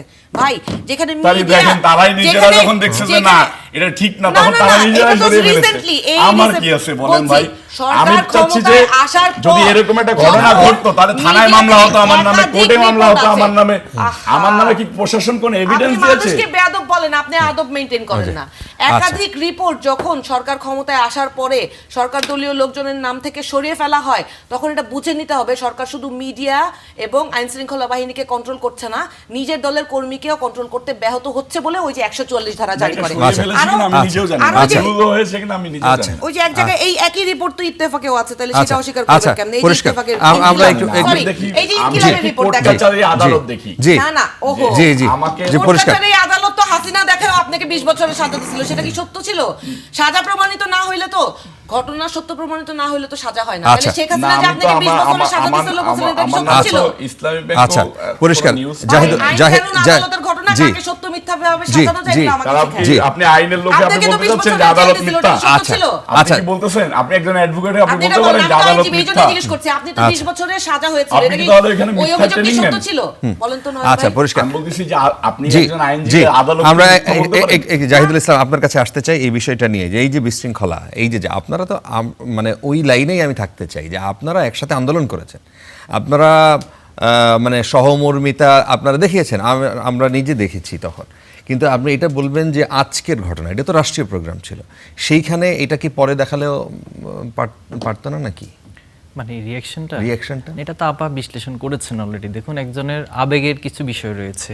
জুলাইতে আপনি যতটুকু না এখানে বস্তুগতভাবে এটাকে বিশ্লেষণ করবেন, একাডেমিক বিশ্লেষণ করবেন, এখানে স্পিরিচুয়াল এবং ইমোশনাল কিছু বিষয় ছিল। সেটা একবারে শিশু থেকে বৃদ্ধ পর্যন্ত সবার মাঝে সে বই প্রকাশটা আমরা দেখেছি। তো সে জায়গা থেকে একজন এটা তার বহিঃপ্রকাশ হতেই পারে খুব স্বাভাবিকভাবে। তিনি যখন দেখছে তার চোখের সামনে একটা ন্যারেটিভ চেঞ্জ হয়ে যাচ্ছে, ভিন্ন কিছু আসছে, তো সেটা একটু অন্যভাবে তো সলভ করতে পারতো। একটা প্রোগ্রাম এত রাষ্ট্রীয় পর্যায়ে, যেখানে প্রধানমন্ত্রী, রাষ্ট্রপতি, গুরুত্বপূর্ণ সবাই উপস্থিত, সেই প্রোগ্রামের ম্যানেজমেন্টটা যে এত দুর্বল, তাহলে আসলে আমাদের এই সরকারের সক্ষমতা নিয়ে একটা প্রশ্ন থেকে যায়। আসলে সরকারটা কেমন ম্যানেজমেন্ট ক্যাপাসিটি তার আছে। আপনি দেখেছেন যে কূটনীতিকরা বের হয়ে যাচ্ছে, তো এটা তো শুধু সরকারের জন্য অপমান না, এটা তো একজন রাষ্ট্র নাগরিক হিসেবে আমার জন্য এটা অপমানের কারণ হলো। তো দায়টা কার? অবশ্যই কূটনীতিকরা বের হয়ে যাচ্ছে, এটা তো আপনারা এখন বিরোধী দলে আছেন সংসদে, আপনাদের দল, বিরোধী দলেরও তো দায়িত্ব আছে, তাই না? আমি কূটনীতিকরা যদি কোনো কিছু দেখায় তারা ওখান থেকে বের হয়ে যায়, সেই দায় কিন্তু বিরোধী দলের উপর, তার কারণ তারা দায়িত্বশীল। বিরোধী দলের উপর দায় বলতে এই প্রোগ্রামের ম্যানেজমেন্টের দায়িত্ব কি বিরোধী দলের উপর ছিল? সেটা তো সংসদের একটা পার্ট হতে পারে, বাট আমি বলছি যে প্রোগ্রামের যে ম্যানেজমেন্টটা, আপনি অনেক কিছু একটা ক্রাইসিস তৈরি হতে পারে, একটা প্রোগ্রাম হঠাৎ করে একটা চ্যালেঞ্জ আসতে পারে, বাট সেটাকে আমি কিভাবে করে ফেস করব, এই ন্যূনতম একটা ম্যানেজমেন্ট ক্যাপাসিটির জ্ঞান অবশ্যই সরকারের থাকা উচিত ছিল। আমি সেটা দেখব। আমি একটু পিছন থেকে আগের প্রসঙ্গে যদি একটু যাই প্লিজ, আমার সময় দেন। সেটা হচ্ছে যে আসলে দেখুন, গত এই 6-7 মাসের মধ্যে সরকার যা চালিয়েছে আর কি, এর মধ্যে আপনি জানেন যে প্রায় 800-র বেশি, যেটা আমরা বিভিন্ন তথ্যপত্র দিই, 800-র বেশি খুনের ঘটনা ঘটেছে, এবং এখানে প্রায় 300-র বেশি দর্শনের ঘটনা ঘটেছে এই 5 মাসে, এই 5 মাসে বিভিন্ন তথ্যপত্রের মাধ্যমে যেটা আমরা পেয়েছি। এরপরে আপনি চিন্তায়, এরপর চাঁদাবাজি, অন্যান্য যে বিষয়গুলো সেটা তো আছে। এই 5 মাসের আগে আরো গত 16 মাসের হিসাবটা নিয়ে আসেন নাই? 16 মাসের হিসাব তো অবশ্যই করা উচিত, সেটাও করতে হবে।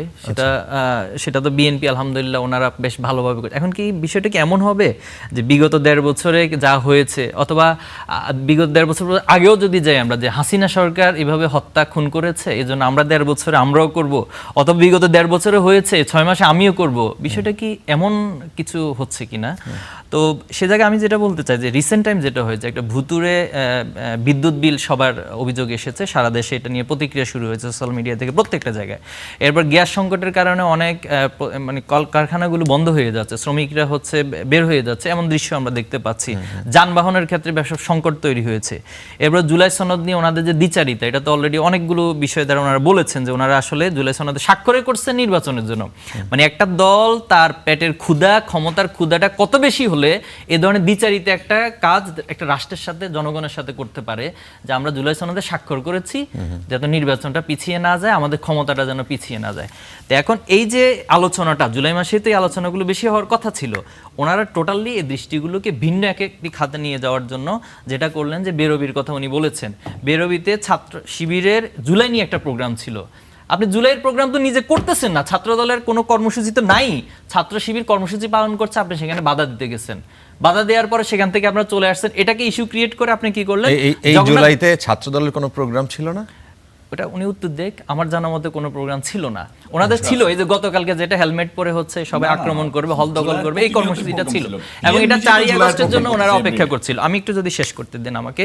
দেখুন, জগন্নাথ বিশ্ববিদ্যালয়ের যে ঘটনাটা, এখানে আপনার বিশ্ববিদ্যালয় প্রশাসনের একটা প্রোগ্রাম, ইউজিসি চেয়ারম্যান সেখানে যাবেন, বিশ্ববিদ্যালয়ের যোগসুদ নির্বাচিত প্রতিনিধি যারা, তারা এবং ইনকেলাব মঞ্চ, তারা একটা প্লে কার্ডে জাস্ট ইউজিসি চেয়ারম্যানকে দেখাবে যে আমাদের এখানে যে বরাদ্দটা দেওয়া হয়েছে, এই বরাদ্দ বাস্তবায়ন হচ্ছে না, এটা নিয়ে টেন্ডারের বহু রাজনীতি এই অঞ্চলের মধ্যে হচ্ছে, আপনি মেহেরবানি করে এটা সেনাবাহিনীর হাতে তুলে দেন। একটা বিশ্ববিদ্যালয়ের শিক্ষার্থীদের কি ন্যূনতম অধিকারটুকু নাই? এখন আপনি আমাকে উত্তর দেন যে সেখানে কেন ছাত্র শিবিরের যে নির্বাচিত প্রতিনিধি, যোগসুর প্রতিনিধি, তাকে এভাবে হামলা করা হলো। এরপরে দেখেন তাকে আপনি পিটিয়ে বের করে দিচ্ছেন। আমি এখানে স্টার নিউজের একটা যদি দেখাই, আপনাদের একটা আমার সোশ্যাল মিডিয়াতে চোখে পড়েছে। আপনারা লিখেছেন কি সেখানে, তাকে পিটিয়ে বের করা হচ্ছে, এরপরে লিখেছেন যে তাকে ক্যাম্পাস থেকে বের করে দেওয়ার অভিযোগ। স্টার নিউজ এই নিউজটা করেছেন, এটা আপনিও যদি সুযোগ থাকে পক্ষ থেকে উত্তরটা দিবেন। তো আমরা দেখছি এরপরে দেখুন তারা হসপিটালে এসেছে। তো এটা গতকালকে আলাপটা বেশ এসেছে। এখন পর্যন্ত আমরা আমাদের অবজারভেশনে 3টা শ্রেণী হচ্ছে এই মানে বর্বরতার নিদর্শনটা দেখি। একটা তো ইসরায়েলে আমরা দেখেছি যে আহত অবস্থা হসপিটালে যায়, সেখানে হামলা করে। এরপরে আমরা জুলাই আগস্টে দেখেছি যে শিক্ষার্থীরা আহত হয়ে হসপিটালে গিয়েছে, সেখানে ছাত্রলীগ হামলা করছে। আর গতকাল আমরা দেখলাম হচ্ছে ছাত্রদল নতুন করে হসপিটালে আহত হয়েছে, তাদের উপর গিয়ে হামলা করেছে। তাহলে প্যারালালি ইসরায়েল, ছাত্রলীগ, ছাত্রদল একটা জিনিস হয়ে যাচ্ছে। এরপরে দেখেন আপনি ঢাকা কলেজ বলুন, ঢাকা কলেজে গিয়ে বলছে যে এটা ছাত্রদলের ক্যাম্পাস, এখানে কারো কোনো চলবে না। জগন্নাথ বিশ্ববিদ্যালয় ভিসিকে আঙ্গুল উঁচিয়ে দেখাচ্ছে যে আমার চেয়ে সিনিয়র। আমি বিশ্ববিদ্যালয়ের সভাপতি হয়েছি 2018 সালে। এরপরে শিবিরের কেন্দ্রে দায়িত্ব পালন করে অলরেডি আমি ছাত্র জীবন শেষ করে রাজনৈতিক অঙ্গনে এসেছি, অথচ আমার চেয়ে সিনিয়র তিনি ক্যাম্পাসে গিয়ে ভিসিকে বলতেছে এটা ছাত্র দলের ক্যাম্পাস। এটা তো একটা হাস্যকর বিষয়। আচ্ছা, এরপরে আপনি দেখেন আজকে যেটা হয়েছে, আপনি হয়তো রিসেন্ট এই তথ্যটা পেয়েছেন কিনা, স্বাস্থ্য সম্পাদক, যোগসু নির্বাচিত স্বাস্থ্য সম্পাদক, ইনকিলাব মঞ্চের মুখপাত্র নূর মোহাম্মদ, তার উপরে একটু আগে হামলা করা হয়েছে। এবং হিমেল, যিনি ছাত্র দলের জগন্নাথ বিশ্ববিদ্যালয়ের সভাপতি, তিনি তার ইন্টারনাল গ্রুপে মেসেজ দিয়েছেন যে পুরান ঢাকার ছাত্র শিবির যতগুলো ম্যাচ আছে তোরা লিস্ট কর, এবং প্রত্যেকটা ম্যাচ আমরা গুড়িয়ে দিব এবং এদেরকে পুরান ঢাকা ছাড়া করব। এটা কোন রাজনীতি ভাই? এটা কি নয়ন ভাইদেরকে দেখে দেখে ওনাদের ছাত্রদল সহ, নাকি এটা তারেক রহমানের কোন নির্দেশনা আছে? এটা স্পষ্ট উত্তরটা দিবেন। এটা কোন ধরনের রাজনীতি? এটাকে আপনারা কিভাবে জায়েজ গ্রহণ করবেন? আর কিছু না হইলে যে দায় দিয়ে দাও। ছাত্রদলের প্রেসিডেন্ট গত বছর তিনি একটা প্রেস ব্রিফিং করতেছিলেন, তো সেখানে একটা প্রশ্ন করা হয়েছিল, উনি ওনার সেক্রেটারিকে বলতেছেন যে শিবিরের উপর দায় দিয়ে দাও। এই এতগুলো ঘটনা ঘটার পর আমাদের নয়ন ভাইয়েরা আবার কোন লজ্জা, মানে কোন মুখে, কোন চোখের ওনারা আবার শিবিরের উপর এই দায়গুলো দিতে চান? তো এই পরিষ্কার এই রাজনীতি তো আসলে ভাই বেশি দিন টেকসই হবে না। রবিউল ইসলাম নয়ন জি, আমি যদি আমার ভাই তাকে বলি যে কালকে যে এই যে জুলাই বিক্রির তো দোকান বন্ধ হয়ে গিয়েছে, যে কারণে এই দোকানটা চালু করতে পারতেছে না, মানে এই যে মানে 15-16 মাস 17 মাস ডক্টর ইউনূস সরকারের আমলে জামাত শিবিরেরা, এনসিপিএলরা যেভাবে জুলাই বিক্রি করেছে, দেখুন জুলাই বিক্রিটা জুলাইয়ের এতটা ছোট করা হয়, আপনি প্রমাণ দেন জুলাই কে বিক্রি করছে, কারা বিক্রি করছে। জুলাইয়ের দোকানটা বন্ধ হয়ে যাওয়ার পরে আমার ভাইদের মনে করেন মাথাটা একবারে বিগড়ে গেছে, যে কারণে প্রত্যেকটা জায়গায় জুলাইয়ের বিএনপি কোনো প্রোগ্রাম করতে গেলে এবং রাষ্ট্রীয় প্রোগ্রাম করতে গেলে সেখানে একটা হট্টগোল করতে হবে। আমি প্রথম আলো নিউজ দেখতেছিলাম কিছুক্ষণ আগে, আজকের প্রোগ্রামটা কিন্তু যখন আমি ওইটাই বলতেছিলাম, আমি ওইটাই বলতেছিলাম, ঠিক এইভাবেই বলেছে জুলাই বিক্রি করতে আসছে। আচ্ছা, শেষ হয়েছে ডকুমেন্টারিতে না এরকম। আমি কালকে একটা অডিও রেকর্ড পেয়েছি, যখন ছাত্রদলের যে ঢাকা কলেজ ছাত্রদলের সাধারণ সম্পাদক মিল্লাত আমার সাথে থেকে গুলিবিদ্ধ হয়েছিল, আমি মিল্লাতকে দেখলাম যে একটা ছেলে শিবিরের, উনি মনে হয় দায়িত্বশীল কোনো বড় জায়গায় আছেন, সে বলতেছে যে ফোন ধরতেছেন না কেন, এরপরে থেকে ছাত্রদল ক্যাম্পাসে আসতে গেলে আমাকে বলে আসতে হবে আপনার কি আছে আর আমার কি আছে দেখে নেবো, লাশ নিয়ে ফিরতে হবে সব করা। তো আমাদের ছাত্রদলের ছেলেরা কোথায় বলছে, এই যে অডিও রেকর্ড পাঠাইছে, আমি আপনাকে দিচ্ছি, এখনই দিচ্ছি। হ্যাঁ, এখনই একটু সবার কাছে শোনান। আমি ভারবি ভাই, আপনারা না এভাবে আপনি মিথ্যা অভিযোগ তো করতে পারেন না। লাশ নিয়ে ফিরে যেতে হবে, এটা কোথায় বলছে? আমি লাশ নিয়ে ফিরে যাওয়ার কথা কোথায় বলছে? আমি এখনই দিচ্ছি। লাশ নিয়ে ফিরে যাওয়ার কথা বলছে যে একটা একটা করে ফিরাই নিয়ে যায়। না লাশ ফিরে যাওয়ার কথা বলছে, আপনার যতটুকু আছে ততটুকু আমি দেখি। না আপনি জাস্ট আমাকে এটা উত্তর দেন, লাশ ফিরিয়ে নিয়ে যাওয়ার কথা বলছে। তো যাই হোক, আমি ইসে চলে যাব।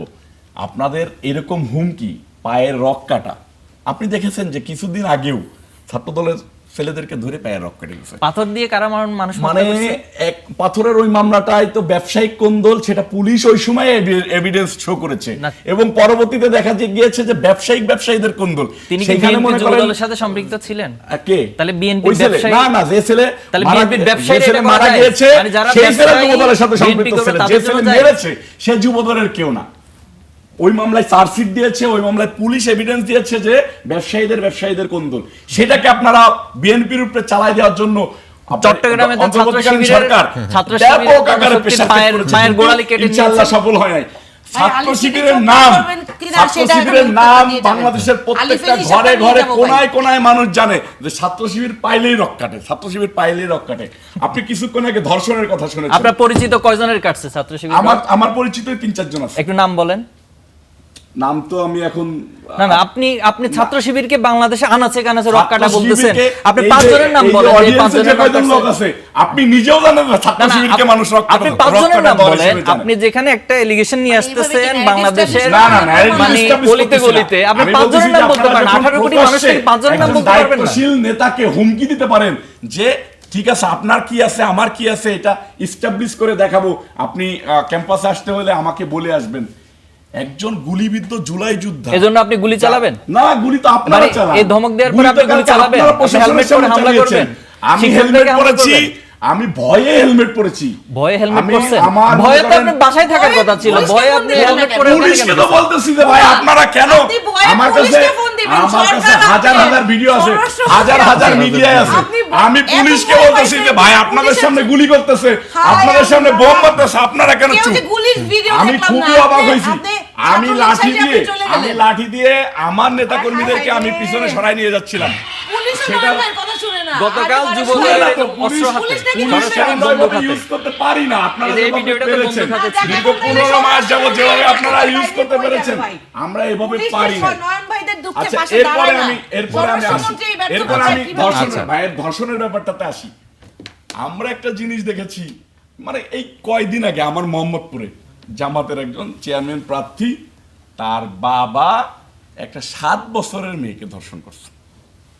আপনি মোহাম্মদপুর থানার ওসিকে ফোন করেন, এখন মাগুরের এসপিকে ফোন করেন, প্রত্যেকটা জায়গায় দেখি মোটরসাইকেলেই একটা জামাতের একজন লোক একটা ছোট বাচ্চা মেয়েকে দেখলে তাকে ধর্ষণ করতে হবে।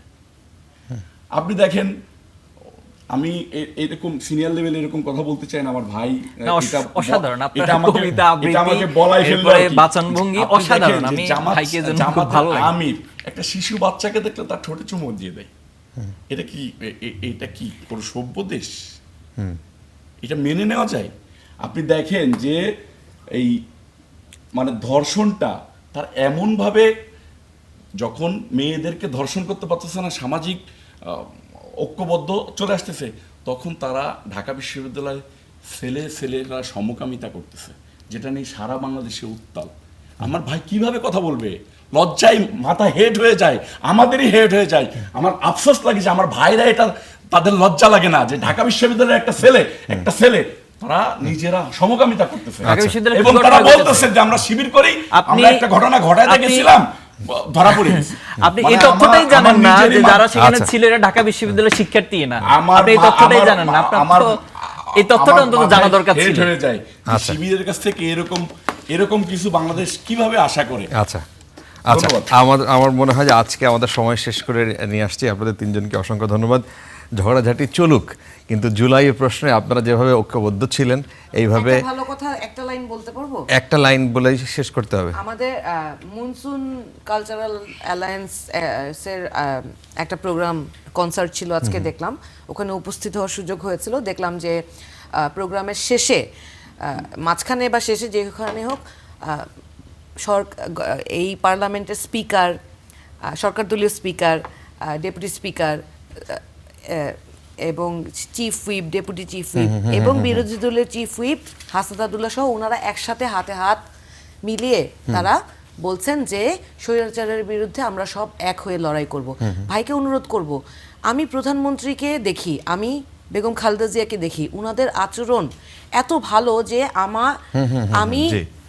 কোনোদিন উনাদের জি। বিরুদ্ধে কথা বলার আগে ভাবতে আমার 2 বার ভাবতে হয়। কিন্তু আপনি যদি এগুলো করেন, আপনি যেই ভাষায় মানুষকে দমন জি। করার কথা বলেন, আপনি যে আচরণগুলো করেন, এইটা আচ্ছা, আপনার জি, দলের সাথে জি, যায় না। জি, মানুষ জি। ভুল মেসেজ পায় আচ্ছা, বিএনপির পরিষ্কার, ব্যাপারে। ধন্যবাদ। পরিষ্কার। আমি কি একটা- প্রধানমন্ত্রীর আহ্বানকে সাড়া দিয়ে যদি জি। আপনারা আমরা সকলে মিলে দেশটাকে গড়তে চাই, এই প্যাটার্নে থাকলেই ভালো হয়। আচ্ছা, কিন্তু আমরা মুখে অনেক বলবো, ধন্যবাদ। কাজে করবো আজকে আরেকটা, দর্শক এটা না পড়া হলে আলাপ ভালো এই হয়। পর্যন্ত ধন্যবাদ। ছিল। অনেক ধন্যবাদ যারা এতক্ষণ আমাদের সাথে ছিলেন।